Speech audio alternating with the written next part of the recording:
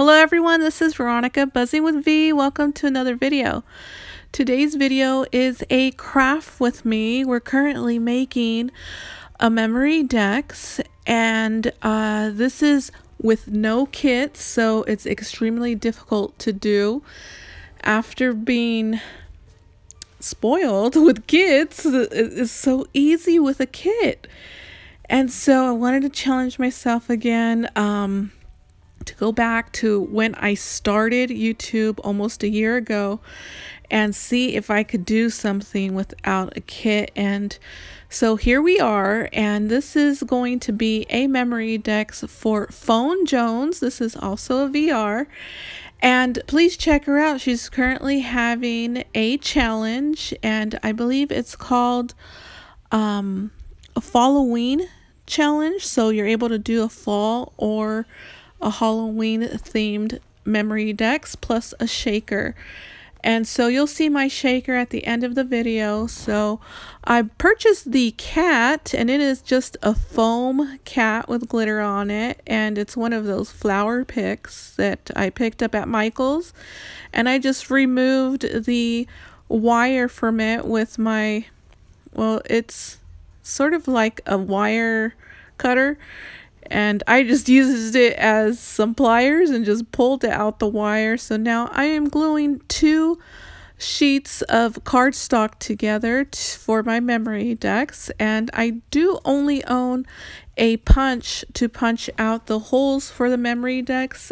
I don't have a die for it, so I do cut my cardstock in 4x4 sheets of squares, and so I glue everything down with hot glue. It makes it super sturdy and thick, and it almost feels like a very thick chipboard.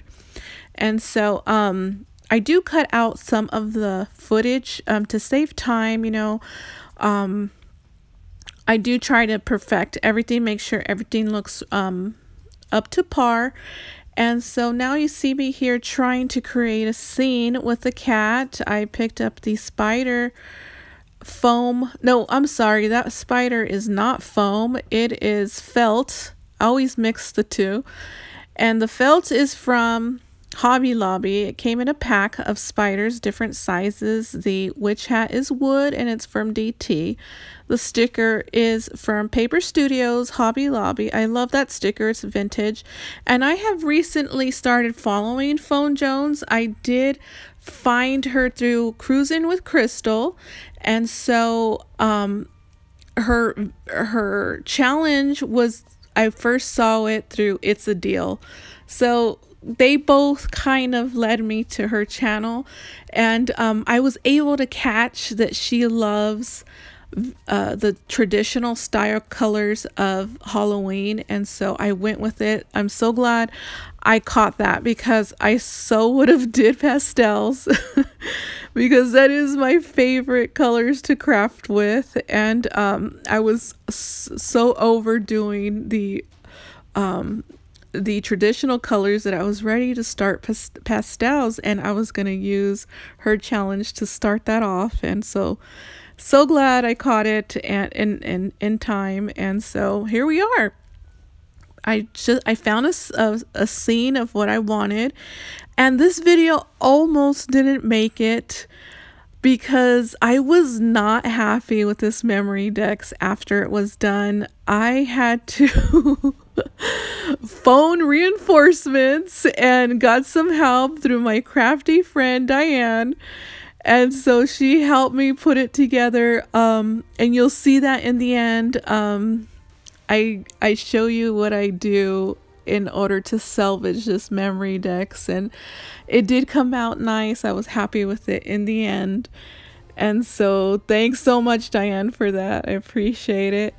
And so here we are. I scrap lifted this from Cruising with Crystal. She recently gave me a MemoryDex with mesh and with the sequence around it, and so I went ahead and did that. I wasn't gonna do this. I tried in the previous footage of, I tried to use the orange glittered ribbon, and I didn't like it, so I'm gonna use this sequence ribbon from DT. And the spider web mesh is from the 99-cent store. However, you can find it at DT as well. I'm not sure which colors they have though. So I went ahead and made a shaker. I used some sequins from Michaels, and it is the larger sequence. I'm not sure what millimeter size that is. I would have to say probably maybe a 3 or 4, possibly. But it's one of the larger sizes. And so I do cut off footage on how I'm gluing this because that's just boring. And so you know what I'm doing is pretty self-explanatory, and how to glue your sequence ribbon on with the hot glue.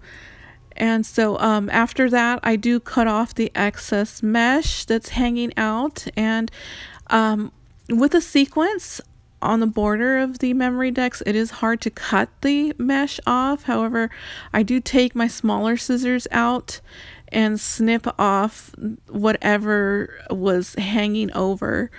And so I did my best and tried to get rid of all that excess mesh. And so now we're going to put the scene back on, and I really love this cat. This cat is super glittery. It's very eye-popping, and I'm so glad I picked it up and able to use it in this MemoryDex.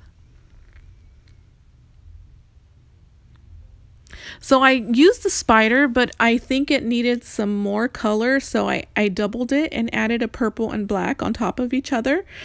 I'm also using some sequins from the sticker pack that I picked up from Hobby Lobby, and I used the orange. In the end, you'll see me also add some green rhinestones as well that I picked up from Michaels. And so I'm just gluing on the hat, and this is the veneer from DT. I love it as layer. I like it to use as layering. I think it's really nice, and it gives a pop of color as well. So I take off the foam adhesive on the back of the spider because it's not needed. There's already enough dimension on this MemoryDex. We don't need any more. The cat itself has so much dimension. And I even pop it up on some foam adhesive, and I double them up.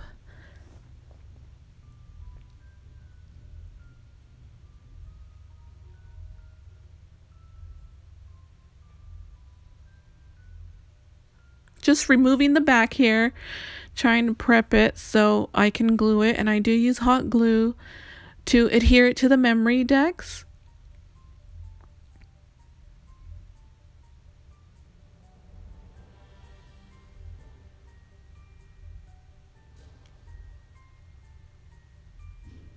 I do put some glue on the tail, which I wish I didn't, and you'll see in the end why, but I still made it work. And so I'm just adding this sticker right here. I love this sticker. It's very well made by Paper Studio. It's like a chipboard sticker, and it's double layered and very vintage. I like how it looks. Traditional colors. I think it went well with the cat as well, and the witch hat. And so here you see me. I flip over the MemoryDex, and I want to add a pocket. So I want to line the pocket with this glittered ribbon that I picked up at Dollar Tree last year, and they still have it, so you can check that out. If not in orange, I'm sure in black. And as I'm pressing down, you see the paper slide a little, so it is a little off center, and I just make it work. And yeah, this pocket is a 4 by 2.5 inches roughly, and just gluing it on and making it into a pocket so I could add my information in the back. I love that pocket technique.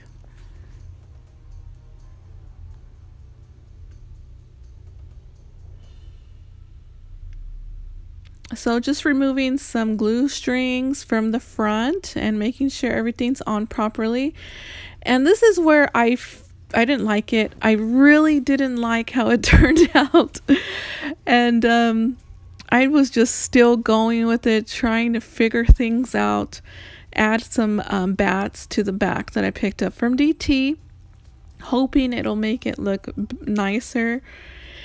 And yeah, so here I'm showing you that it's a pocket. I do grab my alcohol marker and I start lining the edges of the MemoryDex because I want it all to look well made. And so with the white showing from the paper, I didn't think that it really looked good that way. You can also use a Sharpie as well.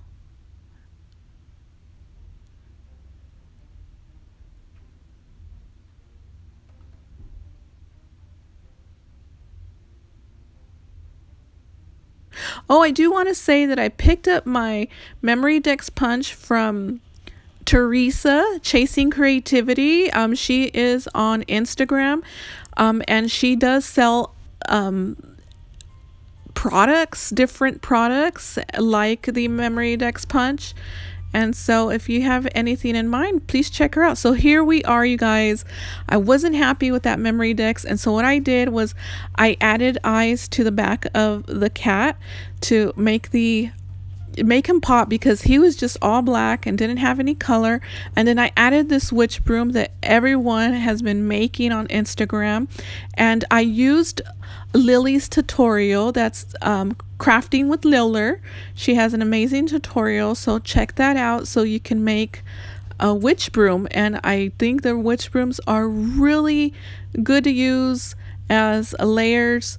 And I also put some gems on the spider, and then I made her a sequence pouch, my very first one, using Project Sparkle's tutorial, and I will link her in the description below as well.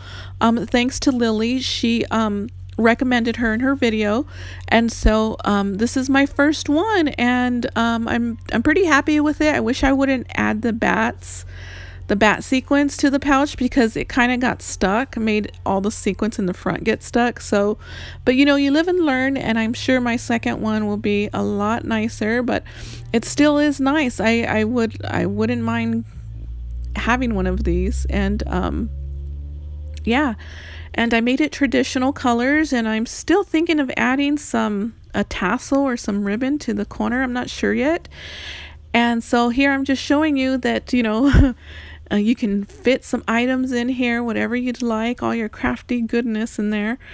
And yeah, I encourage you guys to try Project Sparkle's tutorial on this pouch. It's an amazing pouch, and I used page protectors from Michaels. Use the thick ones, don't use the thin page protectors because it won't work. Well, I appreciate you guys watching, and thank you so much, and I will see you guys in the next video. Bye.